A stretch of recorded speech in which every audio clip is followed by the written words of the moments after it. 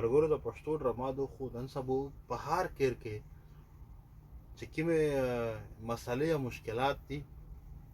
د هغې عکاسي پکې شوې وي. وطنيه جي بيكم سيد ميزانية توي راشي تبدا بيكم سيد دادي ورا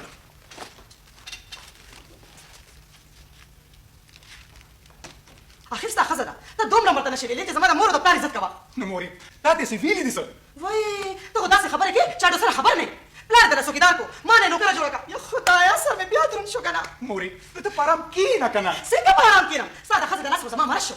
تو دنیا د خزه په سمه کې ها یا به کړه او چې ته بیا به اوسې یا موري تاسو ما عزت لا اواز ورکو یم دا خو دې پاتې او راولي نو ته تماشا وکړه چې څنګه لکه د مر پولی کوي سره دي بيكم سيد بخير بخير ته کوم خیر کنه کینې دې موري تو ګوري نه چې بيكم سيد راغله پاسه کنه سر